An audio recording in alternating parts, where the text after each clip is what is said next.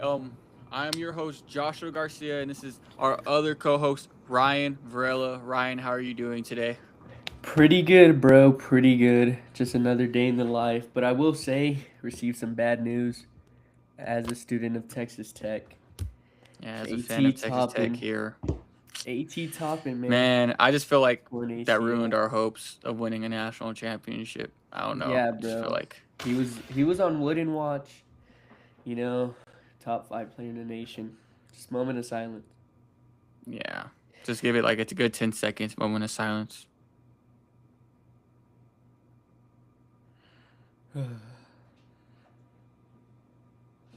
All right, that was good, but Shout out JT, yeah. but yeah, But life's been as you good, can see, bro. Fonzo refuses to do an NBA podcast because he does not want to talk about anything real. So Ryan has to come on, fill in the role, talk some real basketball, not that lame basketball that Fonzo be talking about sometimes. So, but Noah, it's been pretty cool. We had a pretty. Oh, by the way, let's get it before we go. You can find us on all platforms at the So-Called Sports Analyst, Spotify, Apple Podcasts, YouTube, Twitch. On some platforms underneath TSCSA. So we're on pretty much everything. You can go find our content there. We really lack on reels, but we're trying. But yeah, so we had a pretty cool All Star weekend. We have the second half of the NBA season coming up. That means we're getting closer to awards. We're getting closer to the end of the year, playoff time. So we have a lot to discuss in this episode. But first, we're gonna start off where I think the hot topic is, and that's the All Star weekend. Ryan, what were your thoughts after All Star weekend? I'm not gonna lie. I enjoyed it. It was a cool format. I liked the dunk contest. Not gonna lie, it was all right. Carter Bryant should have won if he didn't have that little mishap. I had to like rewatch it, and then the 3 point contest. Dame coming out, being able to win his third one, enjoying like Larry Bird and who else was it? I don't I even know it was know. Larry Bird and someone else, but that's pretty cool for Dame. Matt I was Bonner, really probably. It's probably Matt Bonner or Marco Bellinelli, but I was really pulling for Khan. That's my guy. Um, but yeah, I enjoyed those two, and the games in general were pretty competitive, and being able to actually see them compete and want to win was something that we've lacked. I feel like since probably 2020, I would say, in my opinion, since like the Kobe year, mm-hmm. and whenever they had like the you had to get to 24 to win or whatever, that was a really good Yeah. All-Star game. But ever since then, I feel like it's lacked. And to be honest, I watched some of this year, and from what I saw, there was not many fans there, and from what I've heard, so the All-Star game is kind of declining. But I did I did enjoy Sunday with the games, and I think Wimby, like as a just him as a player, really elevated the game as an Yeah. individual. I think they were Malika Andrews was interviewing. No, that was at the end. Someone was interviewing Ant, and they were like, what made this so competitive? Like, why were y'all like competing so much, like more than other All Star games? And he was like, cause Wimby set the tone, and because of Wimby setting the tone, that allowed for all of them to just like, I want to win. I want to beat Wimby now because Wimby's trying so hard. Why am I gonna get embarrassed by Wimby? You know. But yeah, I enjoyed it. Kawhi Leonard Mm-hmm. masterclass to beat the world. All I'm saying is if SGA played, would have been raps. Would have been raps. And Jokic barely played too. Like I know he was barely gonna play like to begin with, but still, he barely played. And Luca didn't Luca play. barely played. Yeah. Yeah, they both didn't play. Like Giannis didn't play. realistically, yeah, the world would have won. The world would have won. It would have But dominated. it was pretty fun. I really like seeing Kawhi just do what he does, and then just seeing the competitiveness, seeing Swipa hit that game winner was pretty fun. And all how many games they play? Four, five, Yes, somewhere four. around there. Four. 4 games. The first three are very competitive. They all came down to the last shot. Wimby was pissed out after the first one, and then yeah, Swipa with that game winner, and then yeah, the last one was just a wash, and then they gave the MVP to Ant. But it was enjoyable to me. What about you? Yeah, as far as like the Saturday night, I didn't watch the. I hate that I missed the rookies the Rising Stars game because I had three guys in that one: Carter Bryant, Stephon Castle, and Dylan Harper. But I really just only thought it was a celebrity night, so that's why I didn't watch it. But as Yeah. far as yeah, as far as Saturday night, I really thoroughly enjoyed it. Like seeing Dame come back and just secure another dub was great to see. I can see already talks next year of them trying to get like Klay Thompson, Steph Curry, Devin Mhm. Booker, Damian Lillard, and a couple others to get really into the competition. But also, like I really did enjoy the Shooting Stars competition. You know, with the different teams, Team Harper, the Knicks. What other teams were there? Were like a couple other teams that were pretty cool. Oh, and then the one with Scotty Barnes, Con Knuppel, and then I believe who was the last one? I can't remember the last one. But and then Drewski throwing it over their head into the stands was pretty Bro, he's funny. such an idiot. Bro's a But as far as the troll. Knicks seeing Cat, Jalen Brunson, and Al Houston, dude, they were just knocking down like them shots, and it actually made a pretty fun game that they were playing. And then even the dunk contest, like having it just sucks back to back years. Two Spurs players just finished in second in the dunk contest. Carter Bryant Honestly, had crazy dunks. I think last year, Stephon Castle did really good. I think it was a really good comp between him and Mac McClung. And this year, Carter Bryant, dude, he had it won. Like I don't Bro, think he like was all he had to getting up. I yeah, rewatched the dunks, bro. He was getting up. Bro, Keyshawn Johnson thought dancing would give him more points. dude, Like, no, bro, but after every dunk was a dance. Like, bro. I'm not gonna lie, Keyshawn Johnson does got some hops though. That boy was flying. But I will say They all were that flying. I think Carter Bryant talking to Vince Carter for like 30 seconds really ruined it for him. Like he took away a lot of time away from him doing an actual dunk. He had to settle for that simple 360. And honestly, he just barely missed his dunk like a couple of times. I do think he would have won. Maybe he comes back next year and tries again, gets a little redemption. But I will say that was pretty cool seeing another Spur, another year, second year in a row in the dunk contest. I just wish one of them would have won.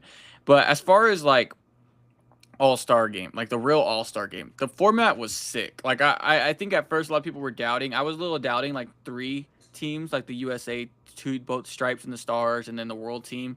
Yeah, I was And confused by that. I didn't even know yeah, that's what they were doing at yeah, first. but I still think that it was pretty cool. Like I think seeing like the older guys on one team, the younger guys on the other for the USA, and as far as the world, it would have been nice to see like Jokic and Luka were only there for the like I think once they got off the court, the games really started playing really hard. I Wimby came out like they said and set the tone very early on. He said he was gonna do it. He has that new mentality that I'm not here to make any friends. I'm here to win basketball games. And like he said this game means a lot to me. This game is something I cherish. Like I'm gonna go out there and play like hard. You know, basically, like he said in the press conference after, and he just hopes a lot of people follow suit and feels the same way. And it really showed. Like right off the rip, he scored what, like 9 straight points, blocked Jalen Duran, dunked on Kawhi, I believe, and then he had a lot of things going. And I thought it was really getting serious when he had his hand up in the post against Cade Cunningham, and I think, and then was it Cade Cunningham? I believe it was. And then then Jamal Murray decided to pull up from three and just throw a shot, and then he just started yelling at Jamal Murray. So that I think that set the tone very early on, and I think that just gets guys like Anthony Edwards, who's just a real life trash talker who like doesn't like to really be the guy one upped, and he really started playing hard and it got the other players involved, and it made for a good all-star weekend. I think honestly one of the best in a very long time. Like players were really playing defense out there. Players just didn't want to get one upped. And I think it really makes some real noise when you really put the USA versus the international players. Like I do think that the US players do feel like there's a narrative that they aren't as good as the top international players anymore. I mean, but they really aren't if we look at historically over the last couple of years. Like all the MVPs have MVPs, gone to yeah. international players. So I do think there was a point to prove a narrative that was being pushed, and they really like played into it. And I think seeing guys like LeBron, like Kevin Durant, and especially Kawhi Leonard, the older guys, really stepping up and having big time games. And Kawhi Leonard, dude, 31 points in 12 minutes on 10 for 12 shooting. I know I ain't ever seen Kawhi Leonard to get that hot in his entire career, but he's always capable of doing it because the shot's so pure. But dude was just no matter who you put in front of him, he was getting his, and Bro he just even worked Wimby low key. yeah, he made him draw the foul. Like he drew the foul on Wimby, and like dude, he was just feeling it. But then I do think the format kind of failed a little bit because the USA stripes ended up playing three straight games, and those old And they guys were just kind of got gassed. They were just got gassed gassed. and then got torched by the USA Stars, who really rested for like 30, 40 minutes. And they Maybe just even threw it down longer, low. bro. Threw it Yeah. down low to Jalen Duren a couple of times and hit a couple threes, and it was pretty much over from there. But other than that, dude, it was a great All-Star weekend. I think that they really succeeded. I think Wimby being the GOAT that he is, I think there's a need for that player, in the NBA who does not care what other people think. He's gonna show up no matter what and play hard, and that's Wimby. He does that in every game. You can tell in every interview that he has that he's always there to definitely make sure that he's the number one guy in the entire world, and that's what's gonna push the future of the NBA forward, especially him being only 22 years old. Like there's so much more that this team that he can do and that the league can gravitate towards in mindset when it comes to participating in the All-Star game. Yeah. Just being able to set the tone and really changed the way they played and all that. And I enjoyed it. I enjoyed it. Yeah, and I really do feel like um I want to see where they get the All-Star reserves from. Like I really do think I want to see who gets in and who doesn't. Like personally, I understand Pascal Siakam is a dog. He deserves to be an All-Star because he's an All-Star caliber player. But being last place in the NBA, you should not be in the All-Star Yeah. game. Like as a player, I understand that you are consistently this great player, but just team record has a lot to do with it. Like I still think that the, even without bias, the Spurs only having one person in the All-Star game until the NBA the reserves were able to take over and it was De'Aaron Fox was able to play in the game. I still think that was kind of crazy. You know, the number 3 team, consistently number 2 team all season, only had one player in. That I thought that was kind of ridiculous. And then just a couple other instances, like Kawhi Leonard didn't even receive a single vote. Like he was a part of the Yeah, that's commissioner's ad. insane. Yeah, the Yeah. commissioner's ad was Kawhi Leonard, and Kawhi Leonard's arguably having the best season of his entire NBA career this year, averaging 28 points per game, being the two-way problem that he is. And I was listening to Brian Windhorst talk about the other day that Kawhi Leonard's still technically on fresh legs in the NBA. Like he's played a long time, but he hasn't played a lot because of injuries. So like if you want to look at lower body like health, maybe it might be in question. But as far as maybe probably having a longer career, Kawhi Leonard could definitely do it if he stays healthy because he hasn't played as much games as other superstars in the NBA. Like Yeah, I forget this stat, but it's like, it's all, I always see it. I see it like every now and then. It's like Kawhi's so hard to judge all time because he has like 2 Finals MVPs, like 2 rings, defensive player of the year. Yeah. like Defense Player of the Year, like 2 rings, but then he has like the same amount of points as, it's some role player. I gotta look it up, but it's literally like insane how like how much he's played. He hasn't played a lot in his career due to these injuries, and yeah, he showed like how great of a player he is. I was thinking about like where would he rank if he was healthy his whole career? Like he's literally the perfect basketball player. Yeah. Like No. literally. Like Yeah, he's the like there's perfect not basketball from shooting, like from like fundamentally to like form, shooting, build, like hand size, like defense, everything, athleticism. bro. Yeah. Like it's, I'm gonna look up that stat real fast. But yeah, No, that's insane I to me. I agree. Like I think Kawhi Leonard's career is hard to gauge. I understand that I don't like him because of, just being a Spurs fan, but I have to give respect is due. Kawhi Leonard has definitely turned into, I think when he does play and he's fully healthy, he's probably a top 5 player in the world, top 7 player in the world at least. There's not many guys that can do what Kawhi Leonard can do when he's at his best, and we saw it in All-Star weekend. Not many guys can go and do that against star talent who is playing defense all the time. And Kawhi Leonard at any moment can do that, and the shot's so pure. I mean, you can definitely see Chip England in that shooting form, but it's also to the standpoint like when he is healthy, when he is playing, every team that he's ever been on has been one of the best teams in the NBA at the given moment that he has been good. I mean, look at the Los Angeles Clippers. When he came back, they went on a run after starting the season absolutely terrible. I don't know about in the second half of the season if they're really going to put it together because they traded away a bunch of star players, but I do think that he has shown and he is showing that he's still one of those guys. He's still one of the best players in the world, one of the best players in the NBA.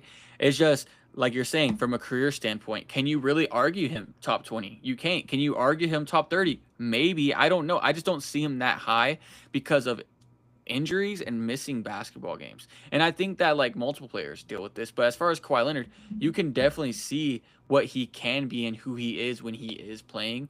So the gauging his career is makes it very difficult. Yeah, so I found the stat, and it doesn't tell me who he has the same like career points as, but he reached 1500. He surpassed 1500 in 2024. Like that's insane. You mean He's not even 15,000? Yeah, 15,000, my bad. He like he passed 15,000 in 2024 and he ranks 26th in the regular season point or career points among active players. Like that's insane to me. And like Mm-hmm. he's been one of the most tenured players in the league. He's a vet.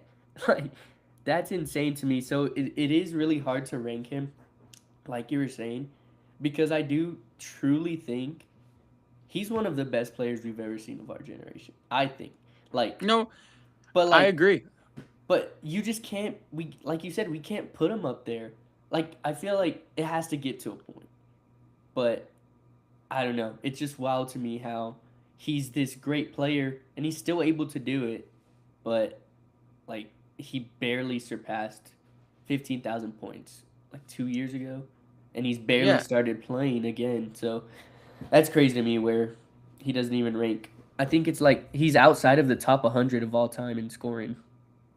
Yeah, and I think when all of us kind of make a top 10 list, we kind of disregard Kawhi Leonard all the time. Like I don't think anyone really ever brings him up.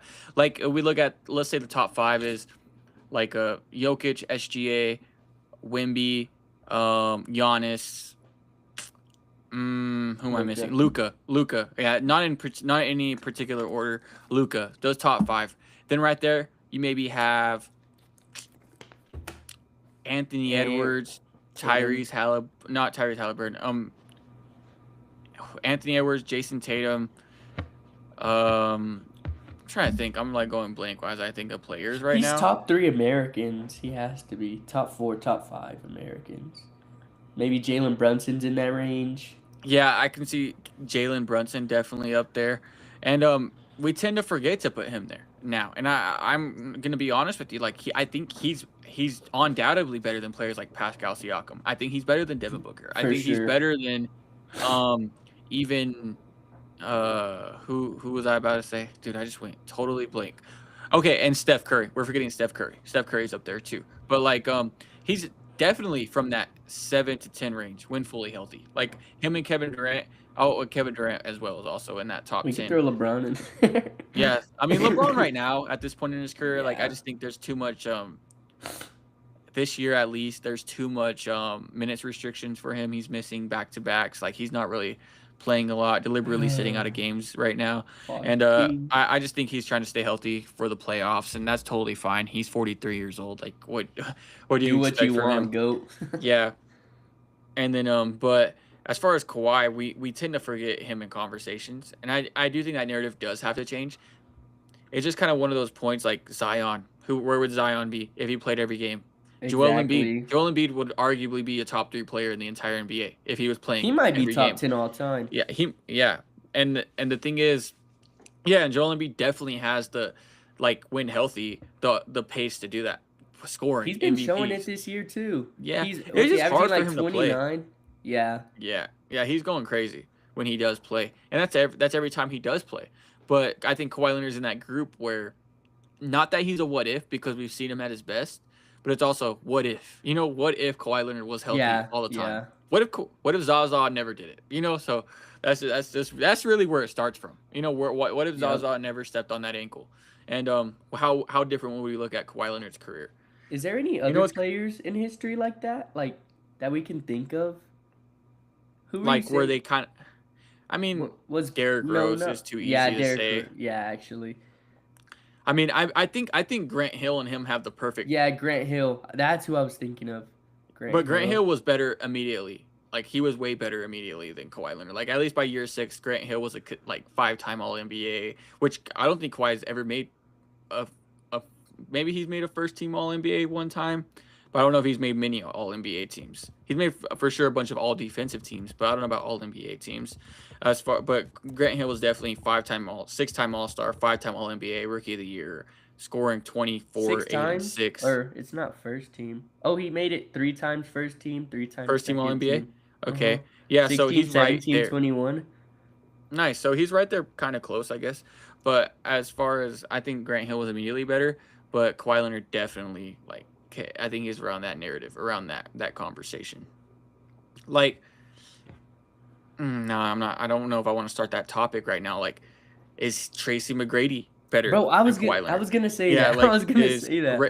Ray Allen's not Would better than Kawhi Leonard. no So is Penny in that conversation? No. I think personally he's better than Penny Hardaway. I think Penny Hardaway got too injured. Like his career derailed like pretty quickly after Orlando, after they had their little run in the mid 90s. But then Kawhi Leonard, I think, has shown more over a majority of a career on how good he can be.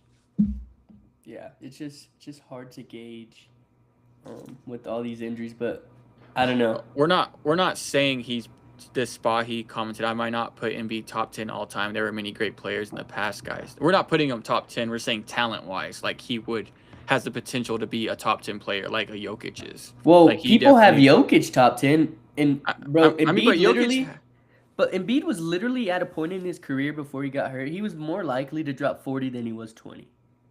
Like, yeah, and I that's, don't that's think not our argument is that if he was healthy, he would have a pretty good story arc. I do think that when it matters the most, Jokic shows up more. You know, like I think Jokic has proven that he is a winner. The NBA championship matters. 3-time MVP matters, and health does matter. But if Embiid was healthy, I think there would be a whole lot of different conversations happening because I think he's shown that he could be the best player in the world any given night when he is healthy. You know, and there's not many players who have been the best player in the world at certain points in their career. yeah, Embiid healthy is a different animal. I feel like people forget how good Embiid was. Trust me, Spy. He's not better than this guy. He's not better than he's this not guy. better. He's not He's better. not better. He's not better. Nah, Like Derek. Derrick Okay. We had this conversation a couple of weeks ago, Spy. Do you know this guy? I don't know. I don't know. Maybe if he comments his name, maybe I'll know him. But Derrick Rose, to me, was never a top 5 player in the NBA ever. Like he was never a top 5 player in the NBA. Like I'm taking 5 guys over him that season he won MVP. Like I'm still taking LeBron. I'm still taking Kobe Bryant. I'm still taking Dirk Nowitzki. I'm still taking Tim Duncan. I'm still taking Kevin Durant. Like there's still all those guys that I would argue over him. He had a great season. MVPs. Jaylen Brown is going to probably win MVP this year if SGA does not get the game requirement. I think he needs to play 16 out of 26. Or Jokic. If Jokic and SGA don't get the game requirement, then Jaylen Brown's probably going to win the MVP. But is he ever going to be argued in the top 10? I don't think he will be. Top 5? I don't think he will be. Definitely not top 5. He's not top 5. Top 10? Yeah. But Tatum's going to come back, so then it's going to like revert. It's not a knock on Derrick Rose. It's just a matter of like people have good seasons, and he had a really great season, and he was a really great player. But I think he was more of that 6 to 10 range, and he was that 1 to 5. So we're going to move on to the next topic right here, which I think the All-Star game led us into talking about Kawhi Leonard. Yeah, I had a little segment. But I wanted to talk about Kawhi Leonard. Like, I think there's that narrative. Like, I think not that Devin Booker's ever going to have the same success as Kawhi Leonard, but that Devin Booker's in that same boat as well because he's so good. He's shown how good he can be, but he just has never produced anything worthy to remember. Like, as far as playoff wins, championships, which Kawhi Leonard does have. Bad, you know, man. so that their careers are hard to judge right now. So next, agreed. We're gonna move into second half of the season prediction. Or want to do NBA awards or second half of the season predictions first? Let's do predictions and then we'll do the second half. All right. So as far as like MVP, where are you sitting right now? I know where you're sitting, but what are your real thoughts if this doesn't happen? All right. So as you know, loyal listeners, I'm an SGA guy, and that's who I have as my MVP candidate. But he has to play 16 out of his 26 games to be able to qualify for this.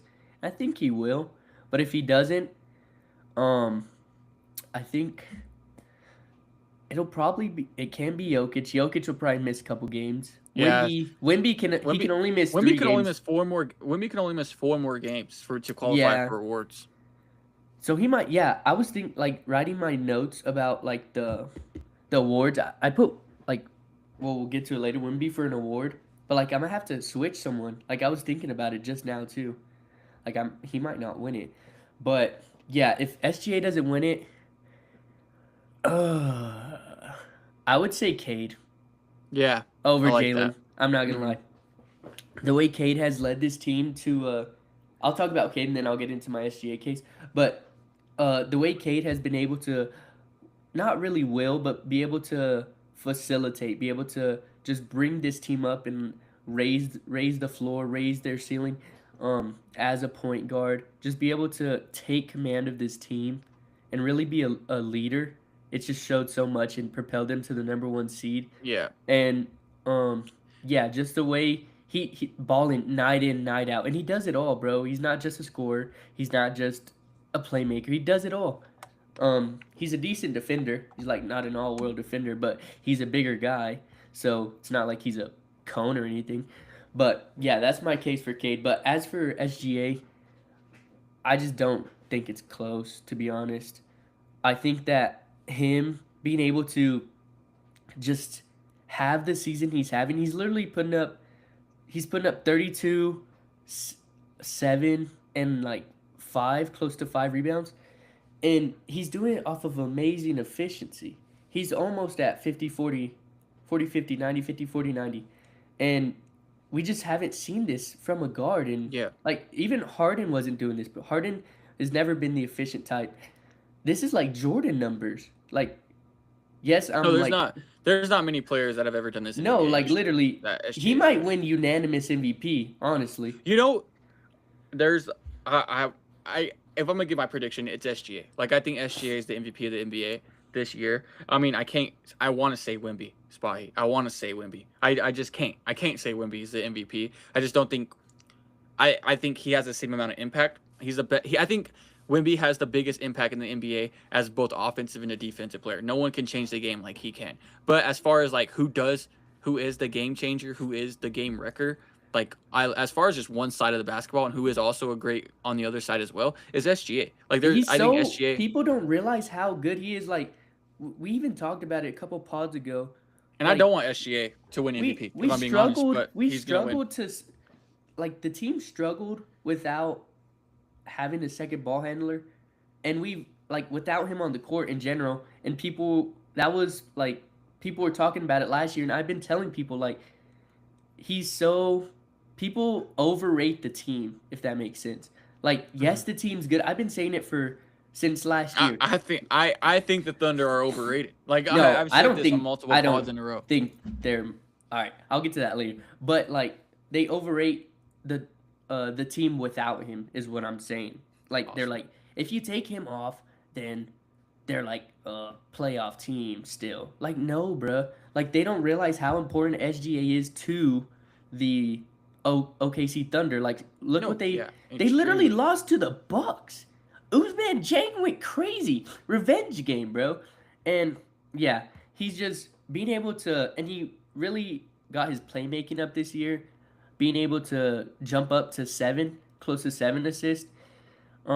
Yeah, and that's where he did struggle a little bit last year, but being able to get that up, just read the floor, become this great efficient scorer, it just yeah, I just don't see it any happening any other way. And to be honest, he might win unanimous MVP, like the Yeah, second and time since Curry. No one's put up yeah, numbers like this since I Curry. that's what I was gonna bring up. So as far as SGA, well, I do think he's the clear cut unanimous MVP this year.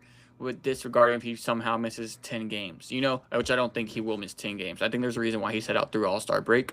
Yeah, I think Stephen Curry had the highest shooting percentage in NBA history when it came to just on a 50-40-90 split, and when he won unanimous MVP on more shot attempts. Well, on less shot attempts, SGA is having this just the same rate, if not higher. I believe SGA is at a 72% 78% true shooting percentage, while Stephen Curry was at 69% true shooting in his unanimous MVP. I do think that I don't think it's as good as Stephen Curry, because what Stephen Curry does off ball is uncomparable to anyone in NBA history. I think at his peak, he's one of the best offensive players in the history of basketball. Might even be the best, Stephen Curry, but SGA is definitely right in that conversation as well. And like you are saying, it's my biggest knock on OKC. Where is that secondary ball handler, and where is that guy that's going to take over a game when SGA is having a 26-point game night? Like, where is that other guy? And there just hasn't been that. One time this season, he's been outscored. J-Dub did it one time. Chet Holmgren only scores around like 12 to 14 points per game, on a consistent basis at least. Like, I know he's averaging around 16. Yeah, definitely not Chet. I'm sorry. But as far as J-Dub, J-Dub's supposed to be that secondary scorer, but he just doesn't outscore SGA ever. And I think SGA consistently being the main guy on his team night in and night out. I understand superstars are supposed to do that, but to do that for 82 straight games in a season, and that is insane. He's constantly stepping up to the plate and doing big things for his team. And defensively, he's one of the better defenders in the NBA.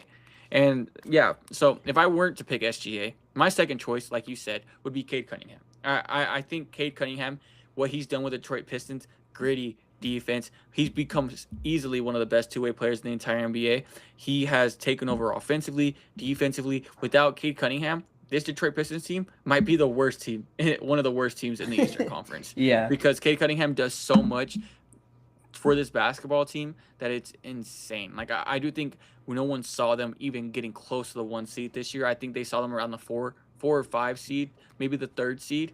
And right now they're the best record. They're tied for the best record, I believe, in the NBA, because the Thunder have one more loss than them. And I think what they have done and what they have built over there is great for Detroit, because it's been a long time coming. Like, they legit have not had this type of success really ever since like they won the NBA championships in 04, and they lost in 05 to the San Antonio Spurs. So yeah, and then my thing is for Jokic, I don't think he makes the games. Like, he only has 2 more games to miss, and I don't think he makes it, and that's kind of sad, because obviously Jokic is Nikola Jokic. And I think if Luka has a chance at winning MVP, I think the thing is I think everyone's floor. Like, if we look at SGA, we look at Jokic, their ceiling is, I think Luka has, if not a higher ceiling than those guys. Like, I think no one takes over a basketball game like Luka Doncic does offensively. Like, we've quite literally never seen anyone that good of a scorer in NBA history. Like, he's better than Wilt all time at scoring the basketball, and that's crazy. And like, no one touches him in pure offensive basketball. And obviously, he's a pretty bad defender. Like, he's not the worst. He's an average defender, but he does get caught lacking. Bro, he's horrible all the time, and it's hurt his team. And I think that's where his floor is lower than everyone else, because if Luka's having a bad game, he cannot produce. Like, he just can't. He's just not the same as these other guys who can play defensively. I know Jokic doesn't play great defense, but what Jokic does as far as rebounding and being a big man and facilitating from his position, it does a lot more than a guy that's a point guard who consistently has to have the ball in his hand and can't play defense. So I think that's where he's always going to finish third in the conversation most of the time, is because he just has those moments where you need Luka to play big time on defense when he's not having a great offensive night, and it just doesn't happen. And I think for him to win MVP, he has to step up to the plate, go absolutely nuclear in this fight, in this last stretch, and probably jump to the 3rd seed, get as close to the Spurs as he can, and maybe a couple players miss out on games, and he just thoroughly outplays Cade Cunningham in everything, which I think he will, because he's a better basketball player offensively, but he'll have to get to that 3rd seed at least for him to have a chance at even being considered MVP this year. Yeah, I just think for Luka to win, it's gonna have to be his best shot was 24, right? Like, whenever he was with the Mavs, whenever he went to the finals, that was his best shot. And he finished 3rd last year, I think, didn't he? Or no, he didn't have the game requirement. No, and I think the reason for that, the reason it was his closest is because the team was more built around him, so it made him look like a better defender. Like this team, this Lakers team, it's showing how bad of a defender he is. I feel like the Dave Yeah, Zubs this team's of not the good at defense. This yeah, team's bro. transition Like defense they're is absolutely so terrible. bad. Like the Mavs, they like covered. They were so good at defense. They shadowed him, and I felt like that was never really a talking point of his. Like yes, it was, but not as major as it is now. Maybe because he's in LA, but I don't know. I just feel like now that there's like a lack of defenders here in LA, it's just being like exacerbated of how bad a defender he is, and it just plays. It's part of the game. Like this isn't football where you're just an offensive player and you're just a defensive player. You're a basketball player. You're playing both sides constantly. Most of the time, he's not even getting back on defense. He's literally just complaining to the ref. And I love Luca. Like I love Luca. Don't get me wrong, but the constant complaining to the ref, he's just complaining rather than running back to defense, and Yeah. it's irritating to watch. I'm not gonna lie, but yeah, I just don't think unless his defensive weaknesses get shadowed, like with better players around him, then I don't think he'll ever be able to win it anytime soon. Like Hmm. SGA and Jokic, they have like the perfect team around them to where like their deficiencies, like SGA is not a bad defender, but like No, whenever he's a he good. is, He's a great. I think he's a great yeah, defender. I I just think don't so think he too. has to defend as hard. Yeah, Like that's the exactly, thing. because he has people around him who can. Similar to Jokic. And Jokic does have good hands. I'll give that to him. Like he has good hands like whenever they're I think going he in the just tries paint. playing smart. Like he tries playing as smart as he Yeah, possibly can. smarter, work smarter, not harder is his Yeah. motto. Yeah, and I think as far as like a star player in basketball, like it's much more impactful than a star player in football and in baseball. Like I totally like I think SGA's impact on a basketball game is much higher than Shohei Ohtani's. And people are gonna think that's crazy, but people say Shohei Ohtani's this great pitcher hitter, but Shohei probably bats 4 times a game, and he only pitches once every 3 or 4 games. It's like he's really like his availability as far as like a SGA or these top players, like they don't get off the court. Like they're constantly playing 2 ways, and if they're missing time, these teams are at a detriment all the time. I know it's different sports, but I'm just saying an NBA player's impact. A top NBA player is much more because as far as a quarterback on the other side, like he's only playing 50% of the time. So I think these guys are constantly on the court, and I think where Luca Yeah, lacks energy is that wise is what you're yeah, saying. is that ability to take over on a defensive end of the basketball. If Luca played defense, a little bit better defense, Luca might be the best player in the world. Like that's the thing. Like Literally. so, and because his offensive game is just so elite, like we've never seen it before. Like people say SGA, but if Luca's at his A game, there's not many players who can do what he can do. Not even SGA can't pull up from three like and create his own shot any given moment like Luka Doncic. I'm sorry, he just can't. Like and Luka Yeah, it's not Doncic his game.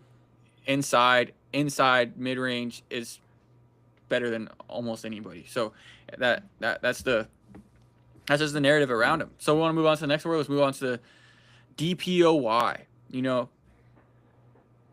Who do you have? Let me guess. Obviously, if he meets the game, I think if anyone says anything different, if Wimby Yeah, happens bro. to only miss 3 games, like I he's don't by think he far. will. I don't think he will. I think he You, plays every game. you think he plays every game? Like I think It's the competitive if spirit in him. Like I don't yeah, I think he's think gonna want to. I He's don't gonna think be he like, wants to lose another defensive player of the year. That's yeah, that's the thing. exactly. Like Yeah. he's already missed out on 2, like definitely because the first one he got robbed, and then the last one, I mean blood Don't clots, but he still disrespect let. Rudy. Rudy's a But dog, then bro. the second one blood clots and then misses time and then still leads the league by 100 blocks and doesn't even win defensive player of the year. But I understand the rule. But yeah, I think there's not much to explain. I think Victor Wembanyama wins by a mile if he has all the game requirements. But obviously that has to be taken into consideration. 4 games is only a little bit in the NBA. And we've seen the Spurs are very cautious when it comes to Victor Wembanyama. Any little thing, he's out at least a game or 2. So that's they're Yeah, just it's a always monitoring him franchise because player. You got to be. they're But keeping him they're keeping him as safe. But if it's not him, I think by far it's Chet Holmgren. I think Chet yes, Holmgren is sir. like I will Same. say what Chet lacks on offense, and he does lack on offense. I'm not gonna be like a Chet believer on offense until I see it on a. We haven't seen it since his rookie year. We haven't seen Chet since his rookie year really take off.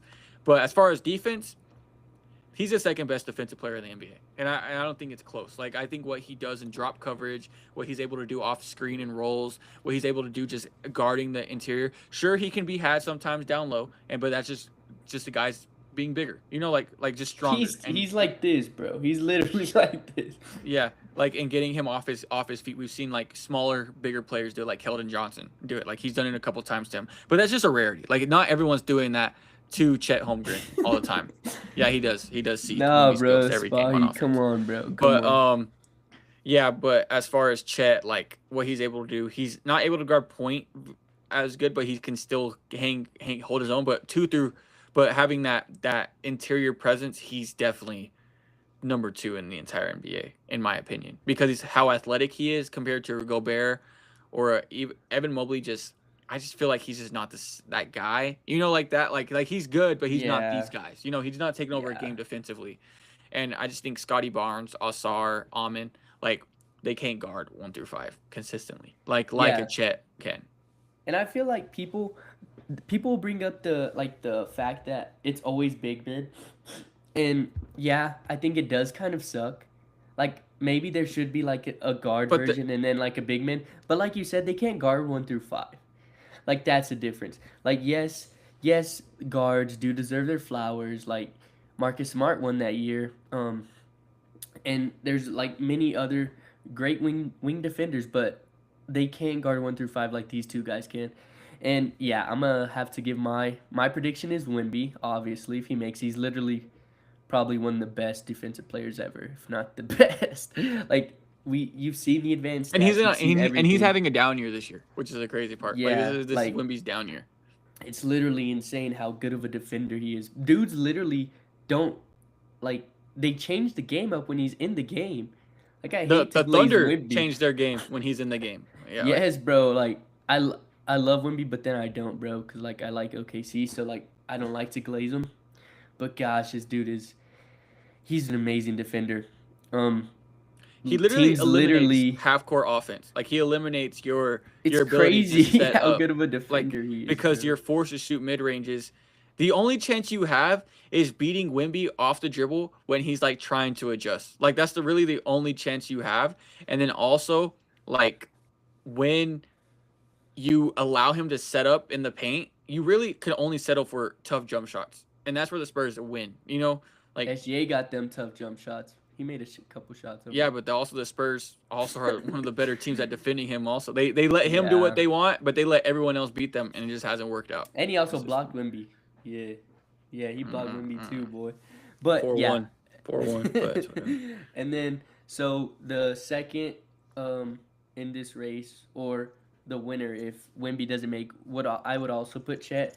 And I feel like people take his offensive deficiencies. Like I know you don't. But people take his offensive deficiencies and they're just like, oh, he's such a bad player. Like, he's so bad. Like, they don't watch the other side. They forget that it's like two sides of the game. They forget that, like, he's literally the second best defender in the league. If Wemby wasn't in the league, this dude would be like Wemby. This dude would be like who everyone's talking about. Like, he would be like the unicorn who everyone's like, they would be glazing Chet. They would be the one who's like, oh, this dude is insane. But no, Wemby's in the league, so obviously he can't. I think maybe if Chet was on another team, his offensive game may go way more up. But like, it's just he doesn't have to be that guy. So he displayed it a little bit more in the playoffs. Like there were games whenever he would go crazy, and then there were games. There was or he'd only have like 8 points. Or yeah, he'd only have like he would have like 8 points, but then he'd go crazy on defense. I don't know if it was against the Nuggets or the Pacers, but he had like 12 points and he like made a couple threes, and then like his defense was immaculate. And I think that's what I see for OKC. Like I know you say they lack ball handlers and stuff, but like when have they ever been an offensive team? They've always had this defensive identity where it's kind of like the Allen Iverson in the Sixers mold, like where it's just a scorer and then just these defenders. Like they have SGA, who's like this perennial scorer, this all-time scorer, and then they just surround him with defenders who are like gonna lock you down in the playoffs.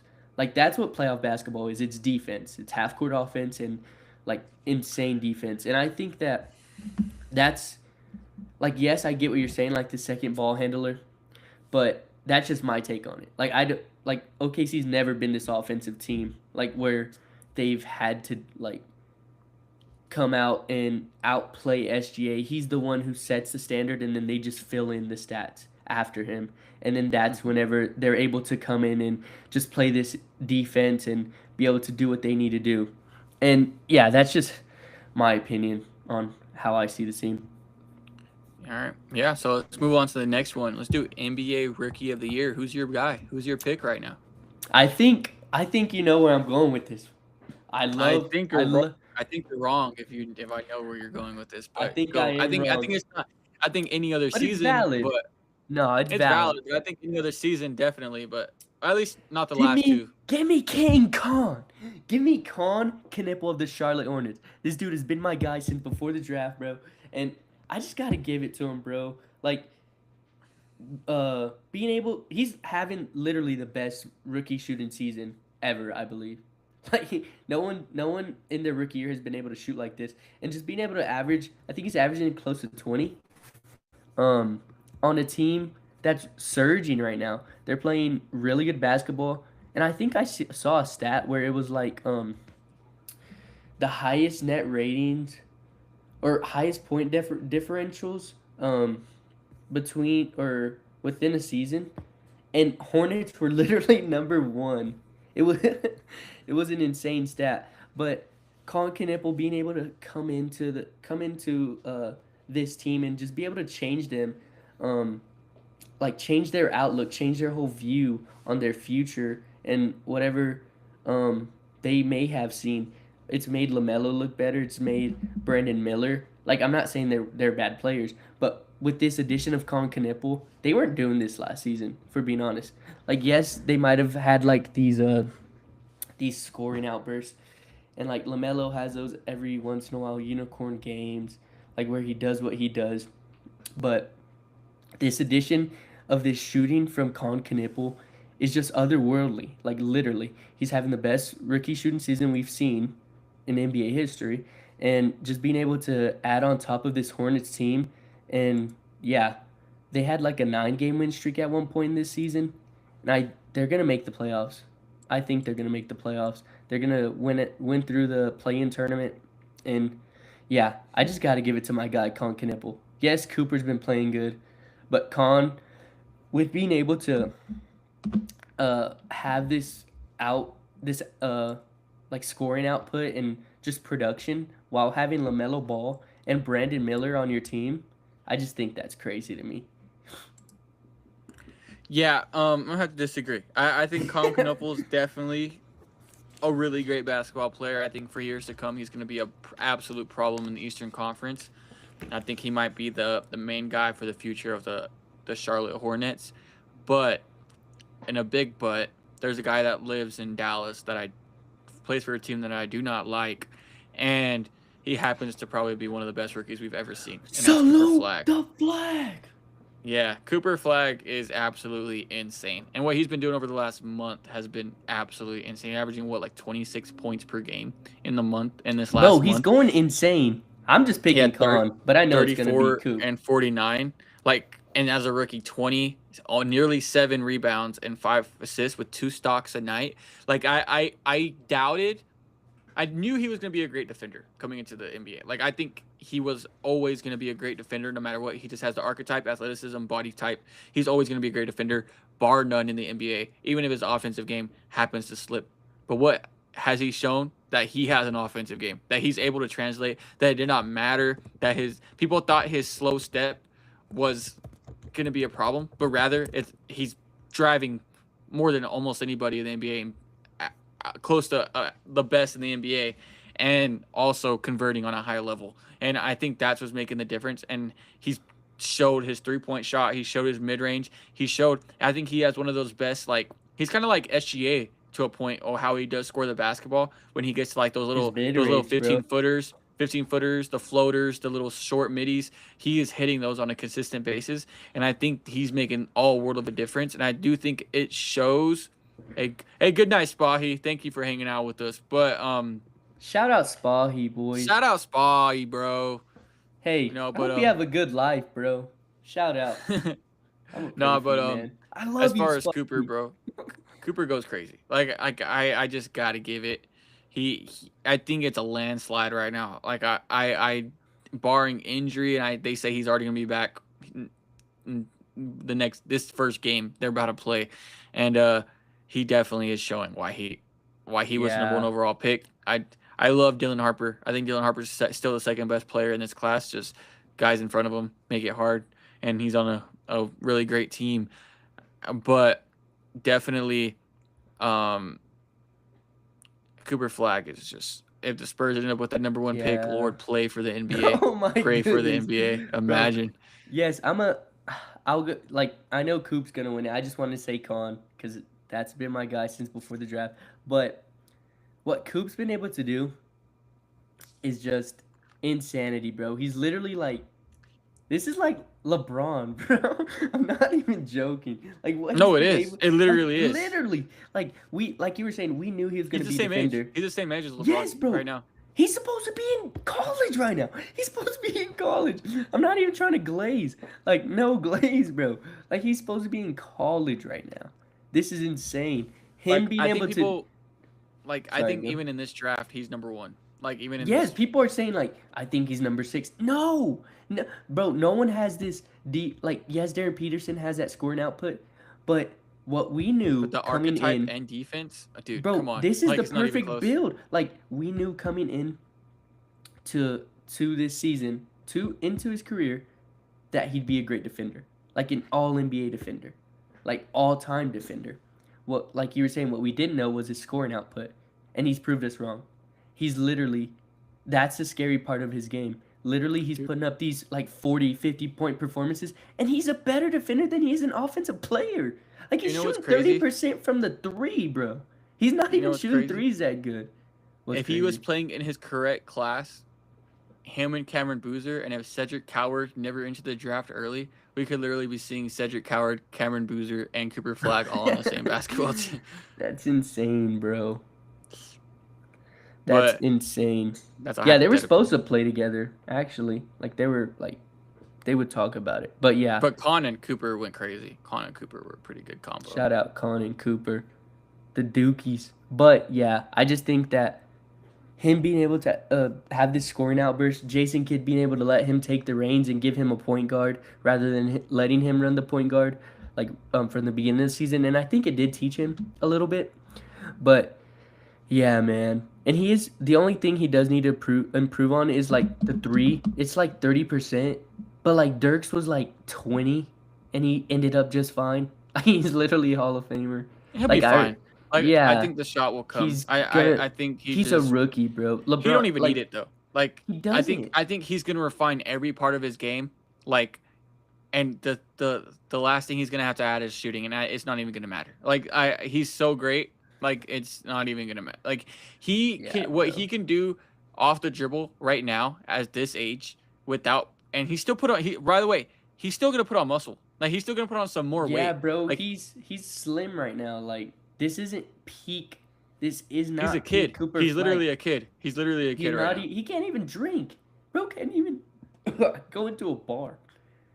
Like come Yeah, on. crazy. Cooper Flag, Con, VJ. If they won, bro. Dylan Harper. This draft class for me, bro.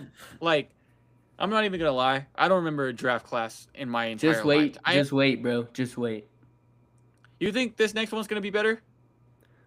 Coop is like up here, but then like this other draft class, bro. I know AJ DeBonsta. Okay.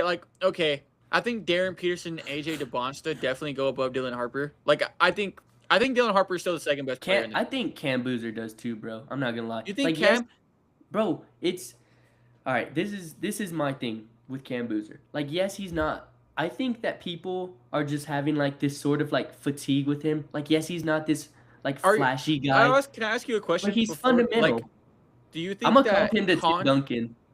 do you Like think he's a Khan is better fundamental. than Dylan Harper? Like, do you think Khan Knuckle is better than Dylan Harper? Um, Like, as like disregarding it's like what we've seen right now. Like, do you think he is better? coming out the draft. No, like as prospects, no, no, that's not how we saw it. And like It's how hard to you gauge said, now. yeah, I it's think hard it's to hard gauge. Like, because I I don't think know. on efficiency, Dylan Harper's stats, like if he played per 36 as a starter, like he would be like right next to both of them, like But if not a also, little they behind. have different strengths and weaknesses.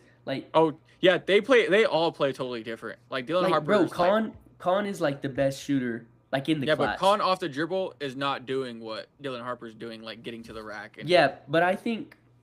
All right, so I think. Cooper Flag might not even be doing what Dylan Harper could do, getting to the like creating like more as far as size, I He's like guess. You know, De'Aaron like Fox, like light. Like when De'Aaron Fox was like in the light the beam era, like what he mhm. was able to do. Like that's how I see him. But like that's how I saw him like as a prospect, I guess. Like be just how he's able to get downhill and like his Yeah, use his speed to be able to like depict the dude, his offense. change of pace is crazy. Like it's just Yeah, bro. They all. I don't know. It's hard for me. I really like Khan, bro. he be doing that spin fadeaway that I be doing. You know, at the He copied your game. yeah, he copied my He game for real. modeled his game after the number one Spurs fan, Joshua Garcia. Yeah, he did, bro. He did. All right, let's move on to this next one. All right, let's do 6 men of the year. I think we're probably gonna disagree with this one. Like, who do you think 6 men of the year is? All right, I'm gonna have to go, my boy AJ Mitchell. He's not gonna have the. Yeah. All right, I'll go. Oh, bro. I mean, you can pick AJ if you want to. You don't gotta change. Nah, I'm it, gonna go just Nas. saying. Okay, that's gay too, but I'm gonna go Nas Reed. Nas Reed has perennially been like one of the best 6 men of of the last couple years, and just being able to come off the bench, being able to be that spark. And he's like one of the reasons the Wolves don't make any big trades. Like if they've ever made a big trade, it's involved Nas Reed. It's either Nas Reed or Jaden McDaniels, and they don't want to get rid of either one. Like the impact Nas Reed brings off the bench to spark the 3-point shooting, being able to come off the bench, rebound, do what he needs to do. It's so impactful, and I would say Nikhil Walker Alexander, but I think he's played too many, like he started too many games. If I'm being honest, mhm. um, but that would be one, and then AJ Mitchell, but I don't think he'll meet the game requirement. But like you said, OKC struggled to have a secondary ball handler. But AJ Mitchell, when he's on the court, he changes the whole aspect of the game. I think it's like a lineup of him and I think it's him and Chet, or like him and Queso and Chet. Whenever they're like on the floor, they like create one of the best defensive ratings in the league. And it might be a small sample size, but I think it's a testament to how good AJ Mitchell's been playing this year, and how much he's improved from being like he didn't play much last year. I think he was either hurt or he just didn't get minutes, but being able to mold into this backup point guard that OKC desperately needs is just something that is so valuable to the team, and I think he deserves some votes if he does meet the thing. But that would be my pick, either AJ Mitchell or what's Nas Reed. Yeah, I'm gonna have to disagree with both of those. I'm gonna go with the man with the plan, Keldon Johnson. The You Llama know, Boy. Llama boy, Keldon Johnson. I do think Nas Reed. I think it's between Nas Reed and Keldon Johnson. Like I think it's gonna end up being those two at the end of the day. And I think if the Spurs finish with probably the number one seed in the NBA, if they can catch the Thunder, or if they just finish with a clear second place, I think that's gonna do enough for Keldon Johnson. And if we're gonna look at Keldon Johnson, he has the second most points off the bench this season, and he's not that far off of Nas Reed. He, I believe, has the most offensive rebounds. He's like top 5 in offensive rebounds this season, and I think he has the most coming off the bench this year. And as far as like true shooting percentage, he has a 50% more true shooting percentage than Naz Reid, and his offensive impact is a little bit higher than Naz Reid as compared on a per game basis. And I just think it's so close between those two, like about who it would be. But as far as like, this is a biased sports podcast, and I am gonna pick Keldon Johnson. Real. That's why I But I picked do think he AJ definitely Mitchell. deserves it. I think his impact on some nights, he's taken over basketball games. Like, he has led the Spurs to multiple wins this season in points, coming off the bench and just creating that spark that the Spurs needed multiple times to win basketball games. And especially what he does down the stretch and in the fourth quarters, he has definitely been a guy that they look to all the time. And I really do think that Keldon Johnson deserves to win Sixth Man of the Year this year. That's valid. What he's been able to do this year, especially I watched Against them mostly OKC? against the Thunder. Yeah, that's what I was about to say. Like being able to get down low and use his strength to be able to body Chet, sadly, and just be able to grab those boards. It's so instrumental to what the Spurs want to do. Mm-hmm. Yeah, I do honestly do think it's between Nas and Keldon Johnson. Like, I wholeheartedly believe that it's going to be them two down the stretch. Who's going to walk away with this? Because I do think I that got Nas, you got Keldon. Yep, I got Keldon. All right, let's move on to this next one. Let's do most improved player. Who for you is the most improved player? All right, I think it's between two guys. Who do you? I think we might agree on one. I think I have to go with Is one it of my is it our favorite. I mean, guy? both these guys are my guys, though. Yeah, I like both these guys too. All Like, right. I'm not mad at either. Like, it's Is either it one Diddy that or, we've been talking about? Is one of yours is it one that Jalen we? Johnson or Denny or Keontae George? You're going with Keontae George. Yeah. You're going with Keontae. I like Keontae George, but I do think he has improved a lot. I love Keontae George basketball. Like, don't get me wrong, but I love Diddy and Jalen Johnson like amazingly too. So it's just like, if any of those three win, I'm happy. Like, I'm the happiest. Man in Yeah, the world mine was for those actually. three. I tried when I did mine. Ryan I was Rollins just going. started off the season Yes, as like, I bro, think, the favorite. that was my pick. Look, I have it right here. I don't know if you could see it. Ryan Rollins Yeah. / Keontae George. Those were like. When I did these, I tried not to like. I didn't want to look at like betting sites or anything because I wanted to like do how I thought, like my evaluation, and that's who I picked. I picked Ryan Rollins and Keontae George. I don't know why Denny and Jalen Johnson slipped my mind, but those probably would be the best two.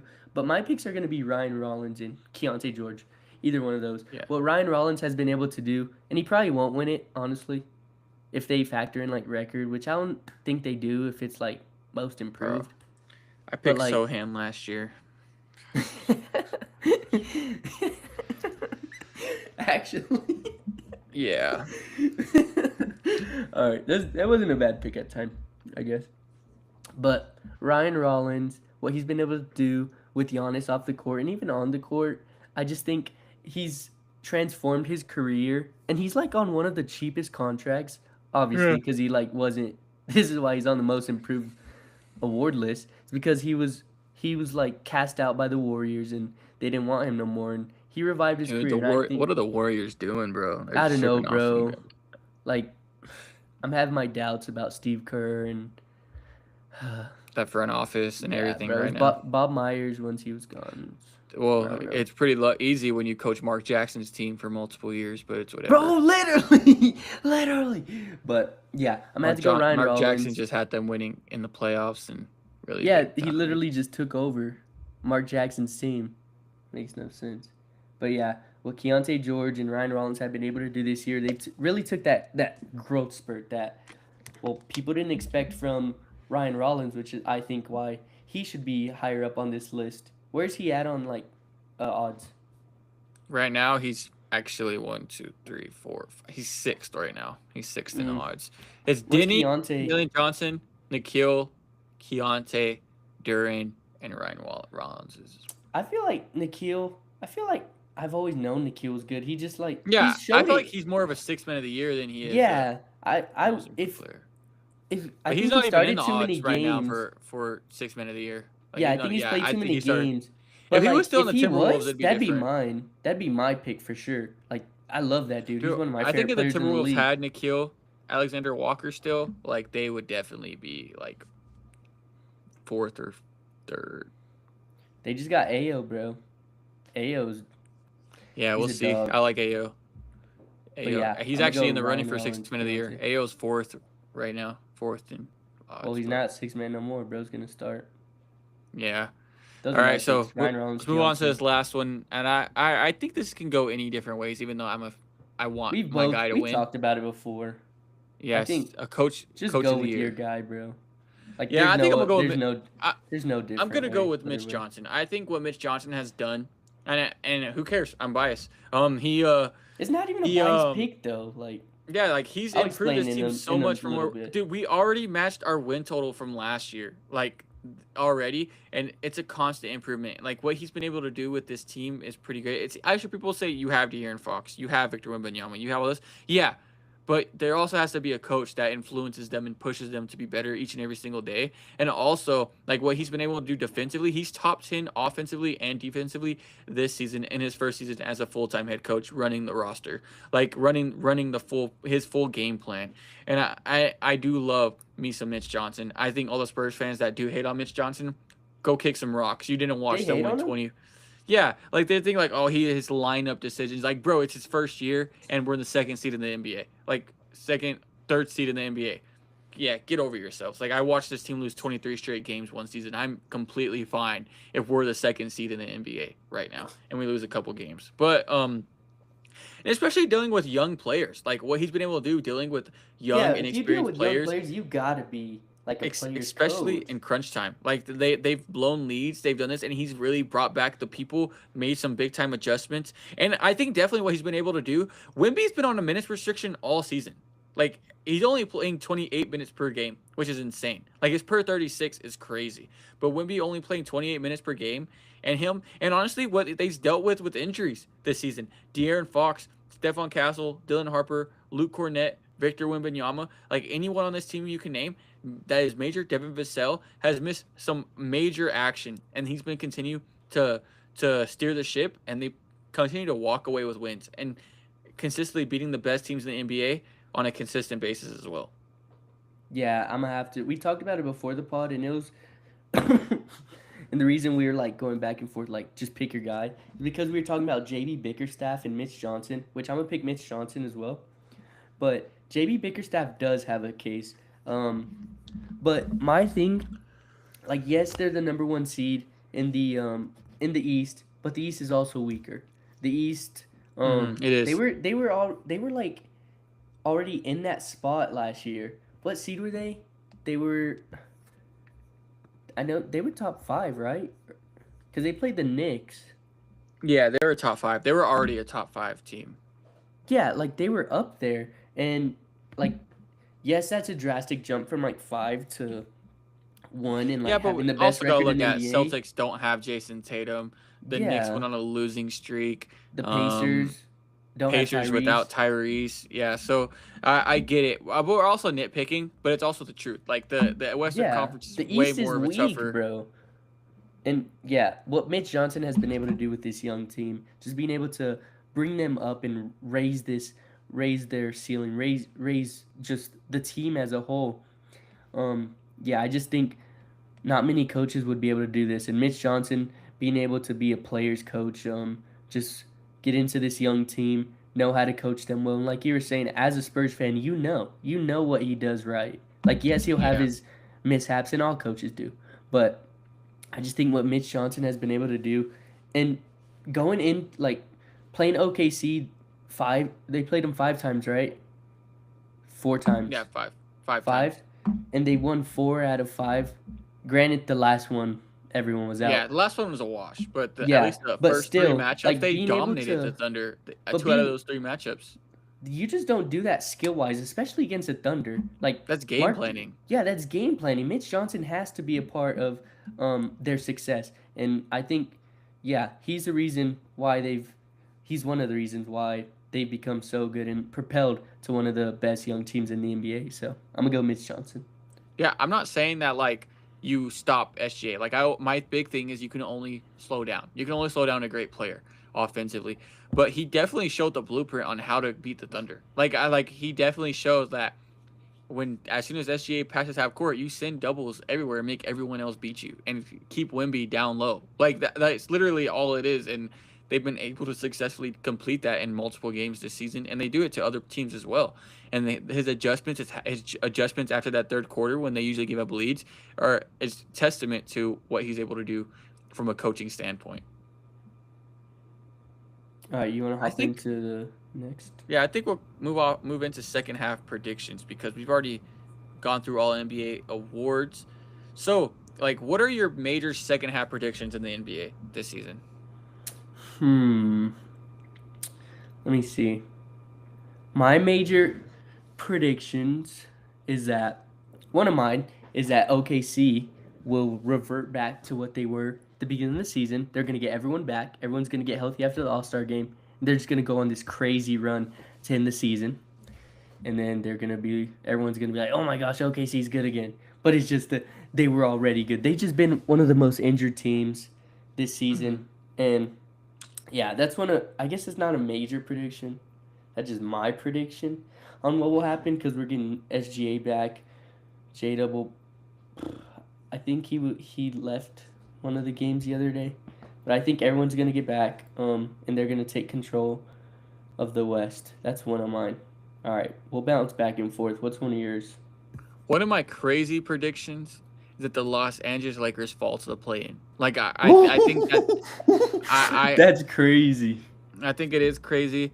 I just don't see them on a consistent basis right now producing good basketball. Like they definitely have two of the greatest players you could possibly have on your basketball team. But defense, It's not the old LeBron though. I think getting later into the season where teams are trying to make the playoffs and they're going to play you hard in transition multiple times, I think that's going to hurt the Los Angeles Lakers a lot. Jackson Hayes can only do so much. DeAndre, and as much as we love him, he has not produced like we expected him to do. And I think that's going to be a problem for the Los Angeles Lakers, especially with teams like Phoenix, like Minnesota, who are trying to make those jumps a little bit higher into the standings. I do think the Lakers will fall into that play-in tournament. Am I saying they're going to lose in the play-in? No. But I am definitely saying that they are going to struggle to end this season to stay within that top six. Because I do think that as far as the Spurs and the Nuggets, I think they're locks to be those 2 and 3 seeds right now. I do think that they're going to make a lot of moves. I think the Spurs are going to come knocking on the door a little bit. Still Oklahoma City Thunder. But I do think that the Lakers are going to possibly flirt with that 7th seed going into the playoffs.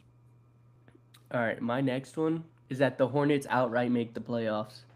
That was going to be one of mine too. Like I think they go on a little bit of a run here. Yeah, me too. And we've seen it. It's not like I mean, LaMelo got in a crash today, so I don't know. I don't know where that's going. But that was stupid. He got in a crash in his Hummer, and then the other car was messed up pretty bad. He got out, got in a Lambo. It's pretty stupid. Rashee Rice. Oh, don't even get me started. All right, sorry about that. But I think the Hornets outright make the playoffs. But I love the Sixers, bro. But I just think that it's gonna be difficult. But that's why it's a bold prediction. That's why it's like a big prediction. I mean, they're what 12-1 over the last couple of games. Yeah, bro. They, like I was saying earlier, they literally have like one of the highest point differentials. It was like in NBA history throughout like this span. Literally, what they've been able to do, the shooting of Con Knipple, the playmaking of LaMelo Ball, like Brandon Miller, he's being what he's supposed to be. Even with that, whatever he has on his shoulder, he's playing with like a shoulder pad basically, like because of his injury. But yeah, I just think that they're so hot right now. Hopefully they didn't cool off because of the All-Star break, but I think that they're just gonna be able to propel themselves up to the outright playoffs. I don't know whether Philadelphia falls, which they might because Paul George he's been out. They've been surviving, but I think that they ended on a 2-game losing streak to enter the playoffs or to enter the All-Star game, and maybe that takes a toll on them. And I don't know when Embiid comes back. Is he going to be out for a little bit? I saw a thing. So I'm not too sure on Joel Embiid. I just always assume he's hurt. That's so sad. But yeah, so maybe, I don't know if injuries catch up to them, but I do think that the Charlotte Hornets are going to go on a run and just outright make the playoffs due to this young core. And the backcourt that they've had with Diabate and Miles Bridges has been the front court, sorry, I should say. has been one of the best defensive backcourts in the league, and I just think that they're going to be able to push through and make the playoffs. Yeah. I don't know if I have any more bold predictions. Like I think that the Suns move into the top 6. I think they've been playing some great basketball this season. Oh yeah, that'll make Um sense with the Lakers dropping. yeah, I think that they're the team that would definitely take over right there. Um I'm going to say some predictions that I don't know. Like I have a question. What if I give you a question? Do you think Jason Tatum comes back? And like, what do you think the no, outlook would be I if think he it's a did? playoff thing. I think it's a playoff Jason Tatum. Like maybe not first round, but if they make it to the semis, have a real shot at making the championship, I do think a Jason Tatum does play. But my question is, when Jason Tatum does come back, if he does he have to let Jaylen Brown cook? I think. All right, this is my take on it. I think he does, cause this isn't gonna be the same Jason Tatum. Like, I don't think it's gonna be like the full Jason Tatum we know. He's still gonna be on that Achilles. Like, yes, he'll be fully recovered. That's why he's gonna play. But also, he's not gonna be fully like himself. If that makes sense, he's not gonna be the full Jason Tatum we know. He's not gonna be acclimated to game time speed. He's not gonna be acclimated to defenders closing out on him, Yeah, he can't trying be to the number guard one him. option. Yeah, he just can't. And even though if he's like, if we don't get the like all NBA Jason Tatum that we've been seeing, if we get like the just like sub All Star Jason Tatum, I still think they have a good chance, honestly, to come out the East. Like the way they've been playing, and then Jason Tatum just being able to like add his skill set, even if it's just like sub All Star Jason Tatum. I just think he's that good. People underrate him. I think, in my opinion, he's the best American in the league. Yeah, he's pretty fire. Um, What do you think? I think he definitely has to take a step back. I think Jaylen Yeah, Brown's he proven can't this year. take over the reins. Like No, he you, can't. you gotta Like let him cook, man. this team's been playing too great through Jaylen Brown this year. And I think everyone's got so accustomed to their roles. Like, I understand Jason Tatum's your all world player. He's your superstar. He's your franchise guy. But I do think that Jason Tatum also has to realize, like, I haven't played. I'm not accustomed to what this team's been doing this year. There's a lot of Yeah, new players that I haven't played with. yeah, like Joe Vooch, Mazzulla's like you were running a lot saying. more different sets for Jaylen Brown than he is for me. And it's been working. So I got to learn how to be unselfish, which I do think Jason Tatum's an unselfish player. Like I don't think he's a selfish Yeah, player by we any saw it means. in the finals. Yeah. He That's he why he didn't let win the Jaylen Brown take over. MVP. He's done it before, and I think if he does do that, and he just takes a step back as your secondary option, I mean, That's the best there's secondary option in the the best secondary league. option in the entire NBA, and I think Jason Tatum, it allows him to get his feet back underneath him and allows Jaylen Brown to continue doing what he's doing this year. So I do think he does take a step back. Do you think? Okay. Which team's gonna finish with the best record? Boston, New York, or Cleveland? Hmm. This is tough. I mean, they're all on a roll right now. Like they're all playing great Yeah, basketball right now. the Knicks have won like they went on a crazy one run, but also the Knicks played like they had this crazy. Cavs did too. Cavs have been on a crazy run as well. Ah, bro, this is hard. And I I'm mean, not gonna lie. Boston. I'm gonna go. I love the Celtics. I love the Knicks. I'm gonna go Cavs. I just think that Mm, that trade deadline takes them over the top for me.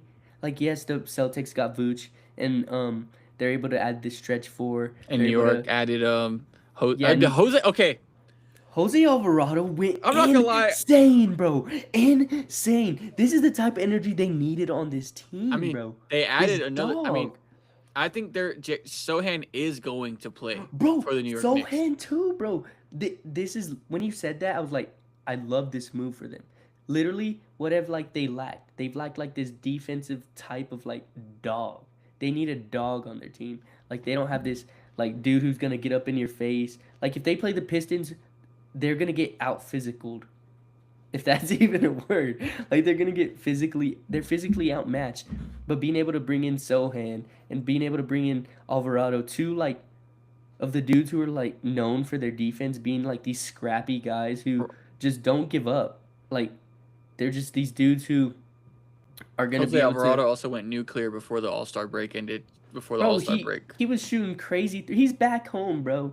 He's just gonna play like crazy, bro. He's back home. I think Sohan's gonna play like somebody, like he got something to prove too. Like I think he's gonna play. Yeah, Like bro. I think defensively that adds so much for them. Like, and my thing is the additions to Sohan to New York. Like it's not like San Antonio where he has to play in a flow of offense, find a spot, be open, be able to kick the ball Yeah, away. just get Like away. get out the way and let Jalen Brunson play offense. Like that's really what the Knicks do. They let Jalen Brunson and Karl Anthony Towns do what they got to do, and you just play great defense. Like I think that's what Jeremy Sohan's gonna do. I think and honestly, Sohan in his career has been a great cutter. Like he's been a great cutter to the basket and what he's been able to do And if you're inside. playing But with when the playmaker like Jalen Brunson, like that's perfect. yeah, yeah, he'll be fine. Like so.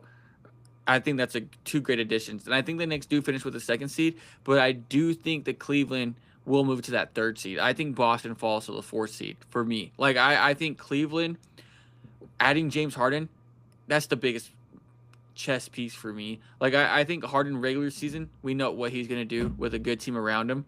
Like he does what he does, and now that he's more of a facilitator, it's gonna be an insane point guard that they do have. And also, I just think my question marks are gonna come playoff time. But as far as regular season, he's gonna do a lot of wonders for this Cleveland Cavaliers team. Yeah, that's my pick. For that question you asked, like who would finish with the highest record, I'm gonna have to go the Cavs, and I think it goes unrealized. Like they also brought in Keon Ellis and Yeah, two who else defense. did they bring in? They brought in someone else. Bro, I'm blanking. They traded him for DeAndre Hunter, Keon Ellis, and bro, I gotta look this up. I went blank. I just went blank. Keon Ellis trade, but being able to have James Harden in the backcourt. Oh, and Dennis Schroeder. That's who it Yeah, was. Dennis Schroeder. Yeah, that's a Yeah, great one. being Off a the bench, yes, secondary bro. point Like guard. being what he did with the Pistons last year was like he probably helped Cade in his development. I'm not even gonna lie. Just being able to come off the bench, be this spark that you need, being able to play within like this, not even the flow of his offense, just being able to play make, do what he needs to do. I think that's such an underrated like aspect of a team is being able to have that like backup point guard, that guard who's able to come off the bench and just be able to carry the offense or will them to what they need to get done until the starters come back. And how you said, James Harden, this move is just it's so perfect for me in my opinion. Being able to pair him with Donovan Mitchell and yes, the front or the back court, I get it mixed up. The guards are going to be lackluster. The defense might be lackluster, but it's going to be okay. They have Evan Mobley when he gets back and Jared Allen. And we saw what James Harden was able to do with Avicii Zubac. Like, he literally, like, yes, he was progressing to get better, but also he made him better. Like, he Yeah, transformed his career. So, being able to pair him with Evan dude. Mobley, Ivica and, with Tyrese Halliburton's gonna go crazy, bro, I'm bro. so excited for that, bro. Dude, and they're gonna be able to move J Hub to the bench, which I do think he'll thrive a lot more coming off the bench. Those That's reverse gonna be dunks, bro. yeah, J Huff, and then especially if you want to have like a let's say a demon defensive front court with J Huff and Ivica Zubac in situations, that's gonna be pretty great too. That's tough. But yeah, I just think that the Cavs being able to add James Harden um, really is going to help the forward and Evan Mobley hopefully progresses like up his game honestly, and we saw it before the All-Star break help Jared Allen in like screen and roll action and just stuff like that. And Harden gravitates so much energy that it's just going to lead to wide open looks for the whole team. And also I like the move of Keon Ellis, being able to get into like a new scenery. He's such a good like on on ball defender that and that's what the Cavs needed. They filled everything they needed in my opinion. And I just think that they're going to be able to um, cruise through this second half of the season. They ended on a 5-game win streak going into the All-Star break, and yeah, Donovan Mitchell, I think he's the most underrated player in the league. That's my Yeah, opinion. I But agree. I think yeah, him definitely. Jalen Brunson's not no more. Like it's definitely Donovan him, Mitchell. Pascal, I guess you could say Pascal. I think Pascal is just forgotten about right now. Like I think he's just like I do think he was always rightfully I'm gonna say I think Alexander Sarr, like, that might be one of the Bro. most underrated players in the NBA. Bro, yes, we Maxime talked about Renaud. him. Maxime So Renaud, bro. Danny Wolf. Danny Wolf barely is getting minutes right now. you know what I was thinking about? Like, the Pelicans could have had potentially 2 top 3, top 5 picks in this draft, but they traded both of them away. Ah, bro. Joe L. Dumars. Like, they traded Joe away Dumars their masterclass. Pacers pick back before Tyrese tore his It was Achilles. literally, yes, it was literally right, but like during the finals. I was at work. I remember. The game before. Like, I I didn't even think remember nothing like of it. I seeing was the like, oh, okay. notification. They're only trading like the 30th, 31st pick back. You know, like a top 25 or more. Tyrese Literally, tears his bro. Achilles, immediately drops to potentially the number 1 overall pick. And then also they traded away for I love Derek Queen, but I think Derek Queen's ceiling is very limited in the NBA. Like, he doesn't play great defense. He demands the ball in his hands multiple times. Great Man, they're giving offensive him player this when baby Jokic. Like, I hate that they do that with everyone now. Like, baby yeah, Jokic, like, I do baby think he's Jokic. great, but he's the type that has to have the ball in his hands. Like, he just has to, and he doesn't play good defense. Yeah, Like, he's he's not going to a be a good problem defender. on defense for the New Orleans Pelicans. Like, he's good, but he's not that good. Like, he's not missing out on the Bansta, Peterson, Boozer, Fleming, Yeah, bro. yeah, Wilson, Wagler, all them, bro. yeah, he's not worth missing out on those guys. So No. even Christian Anderson, if you want to throw him in there. So he's not worth missing out C4, on. baby. Hell no. But, That dude's a dog. Yeah, I think that's crazy. But you got anything else to say as far as NBA or as anything? Yeah, I'm To be honest- I'm cooked. Like, I don't know if I got anything else to say, but unless you got something to talk about. that the Kings are the worst team in the NBA. I don't Hey, know. But they got Maxime. They got They Maxime. do got Maxine, bro. Dylan Cardwell. They have no direction. It's so sad. But yeah, I'm just excited to get into more basketball throughout the season. It's basketball season now. Well, like, it's been basketball season, but we're really locking in now. The sole focus right now is basketball, so that's great. Yeah, we've been focused on it, but so focused now. And we're just excited to get these pods out to y'all. Be able to talk basketball. Starts tomorrow, actually. I'm very excited. Heck yeah. All right. Well, that's going to do it for this podcast. Y'all can find us on all platforms, once again, at the So-Called Sports Analyst, or TSCSA, at Instagram, YouTube, Spotify, Apple Podcasts, Twitch. We would definitely love to see y'all's interaction. Please leave a like, comment, subscribe, share to your friends. We would greatly appreciate it. We're just a couple of guys that love talking basketball. Right now, basketball. And we're definitely a biased sports podcast. Y'all have a great day. Good night. Good night.